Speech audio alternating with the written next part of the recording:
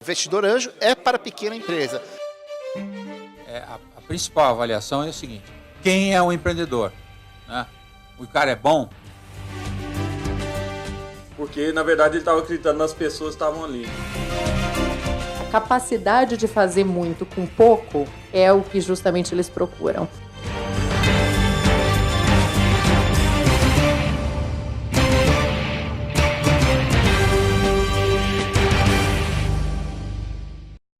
Olá, empreendedor! Você sabe como expor a sua ideia para atrair um investidor anjo?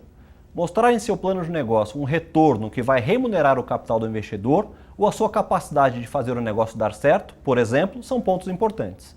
O Sebrae São Paulo reuniu neste vídeo as principais perguntas e respostas sobre como pensam os investidores anjo ao escolher suas empresas. Esclareça suas dúvidas e mãos à obra. Conte com o Sebrae São Paulo para realizar o seu sonho de ter uma empresa inovadora.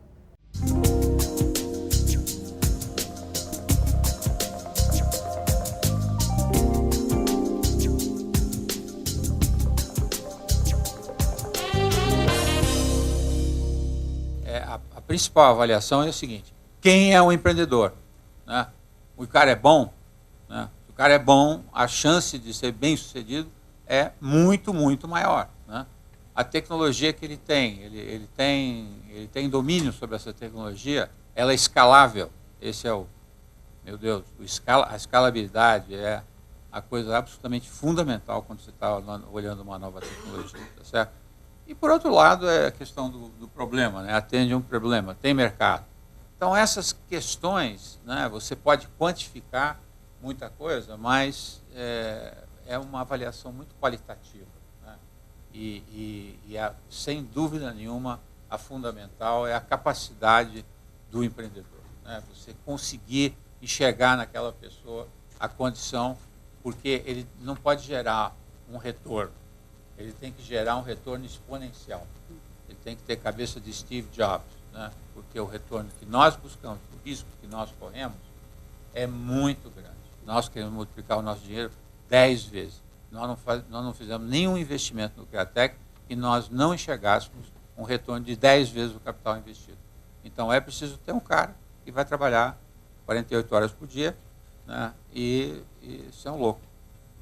O Anjos do Brasil tem um site, né? Então, quem quiser acesso democrático à capital, entra no site da Anjos do Brasil e coloca a sua oferta e você vai ser visto por todos os anjos. Você não faz nenhum investimento sem um plano de negócio. Aquele plano de negócio tem que mostrar o retorno que remunere o capital e que tenha em vista o risco que está sendo corrido. Quando você chega no private equity, você está falando sobre investimentos onde as coisas têm uma certeza muito maior, muito mais fácil você fazer uma projeção. Que existem dezenas de iniciativas do governo que, infelizmente, não são coordenadas. Então, nós precisamos trazer essa coordenação para juntar com a coordenação da atividade privada, juntar com a coordenação da academia lá, do professor Ari Plonsky, tá certo, Cláudio, para que a gente, então, crie o famoso tríplice hélice, que aí sim nós vamos ter o desenvolvimento que nós precisamos. Nós temos o pior ecossistema de negócios numa amostra de 183 países, nós somos número 130. Tá? Por quê? Porque demora 156 dias para abrir uma empresa, porque não se consegue crédito, enfim, toda uma série de condições essenciais para se fazer negócio que nós não temos e que precisam ser implementadas, senão o empreendedor tem que ser muito mais do que apenas um empreendedor. Eu fico desesperado em ver que uma empresa nossa, por exemplo, obteve marcação da Comunidade Europeia em 1 ano e a Anvisa demorou 3 anos e meio para dar a mesma permissão para ele. E muito se fala das qualificações e capacidade de execução, né, do jockey, do empreendedor. Então, e a pergunta dele é a seguinte: como é que a gente pode mensurar isso nas rodadas de negociação, né, e de participação com os investidores? Dentro do que você vê desses investidores tão experientes, como é que eles falam, pô, esse cara está pronto, ou está bom, pelo menos eu acredito nele? Tem alguma dica, alguma coisa que você possa dar? Na sociedade americana, eles gostam de investir no que eles chamam de second-time entrepreneurs. Então, existe a medida mais direta e menos subjetiva é realmente essa pessoa já fez isso. A capacidade de fazer muito com pouco é o que justamente eles procuram. O que eles gostam? Eles gostam de ver uma acquisition strategy que seja altamente viral, que use canais gratuitos, que use mídia social, que use influência e grassroots. Então, quando o investidor pergunta para o empreendedor, me descreva a sua estratégia de aquisição, me descreva como é que é o seu development team, como é os seus programadores, como é que funciona. Você usa Agile? Quantas pessoas? Aqui está o seu prototipo. Quantas pessoas levou para você fazer isso? Tudo isso é indicativo da capacidade de execução. Se alguém falar, eu banquei um time de 10 developers por 8 meses para fazer isso para o investidor é sinal vermelho. Eu fui nesse outro site de um developer na China, me desenvolveu esse app, paguei $2.000. Isso, os investidores gostam de ver isso. Além dos exemplos iniciais de já terem feito algo num ambiente empreendedor, ao invés de um ambiente muito estruturado corporativo. Como é que são as aceleradoras em Portugal? Nos últimos 2, 3 anos começaram a aparecer em Portugal bastantes aceleradoras e com ligações internacionais. Para os Business Angels tem sido muito interessante. Portanto, nós não vemos as aceleradoras como concorrentes, pelo contrário, procuramos apoiar muitos destes programas de aceleradoras, porque um dos problemas que nós tínhamos era que os projetos não nos apareciam ready to invest, prontos para investir. Faltava-lhes muito trabalho ainda para nós podermos verdadeiramente investir. E o Business Angel, ainda que faça coaching, não pode estar a fazer coaching de algo que ainda não sabe se vai investir e, portanto, falta-lhe muitas vezes a componente de aceleração. E é um fenómeno que tem sido muito útil para a nossa atividade e para aumentar o ritmo do investimento. Como é que é o papel das aceleradoras no ecossistema e o que vocês acham que elas podem acrescentar e quais são os desafios que a gente tem para ganhar esse mercado?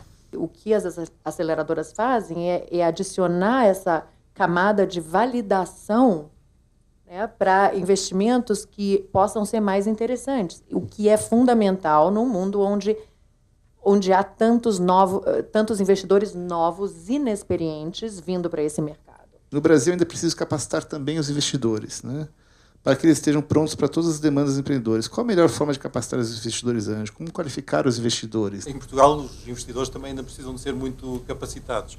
Portanto, eu acho que é uma questão global a nível internacional.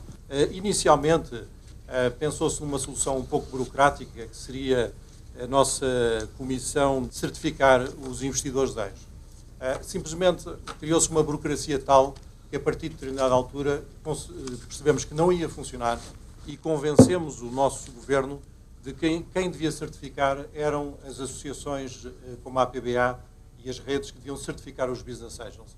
Isso foi uma prova de confiança do governo em relação às associações e às redes de Business Angels. Em Portugal, continuamos a lutar pela formação dos investidores. Algumas iniciativas da nossa associação têm sido muito útil a interação com outras entidades, nomeadamente a Angel Capital Association, que tem programas muito bons nesta matéria. Vamos ter que continuar a investir continuamente, até porque o mundo dos investidores anjos não é fechado, estão sempre a entrar novos players que precisam de muitos conselhos. Então, eu vou começar aqui com a pergunta da Claire, e ela diz: é melhor investir em um empreendedor que criou uma empresa em um ano de retornos medíocres e se deu bem, ou em alguém que começou em um ano de bons retornos e apresentou resultados medíocres? A minha empresa começou com uma empresa para vender joguinho para celular, né, e o anjo apostou, na verdade, em mim, porque eu tinha uma ideia. O cara era do mercado imobiliário em Florianópolis, aportou $100 mil no negócio, que virou a maior plataforma de vídeos, né, na América Latina, porque, na verdade, ele estava acreditando nas pessoas que estavam ali. Então, eu acho que essa visão de um ano deu certo e tal muda muito. Na verdade, o anjo deve buscar muito se ele acredita ou não no empreendedor. Olha só que perturbador. Uma das primeiras conclusões aí dos estudos do Google Ventures, né, mostram que a composição da equipe criadora, né, de uma empresa, ela só tem 12% de valor preditivo quanto ao desempenho futuro da empresa. e ainda que pese que os investidores deem grande valor a esse dado. Então, esse dado do Google Ventures ele é interessante porque, ao mesmo tempo, o Google compra empresas nos Estados Unidos só por causa das pessoas, né?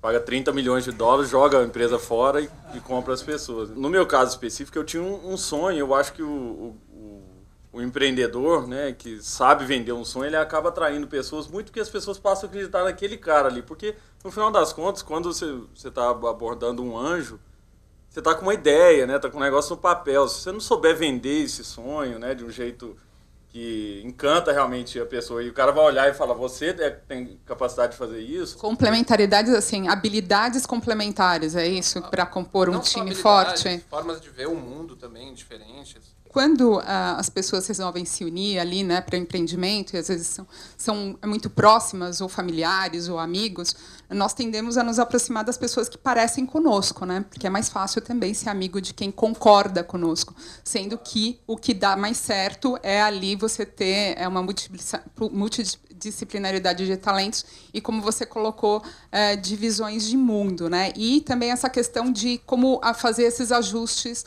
ao longo da trajetória, né, demitir um amigo, demitir um familiar, depois pode ser muito mais traumático do que uma outra pessoa que tenha entabulado uma relação profissional.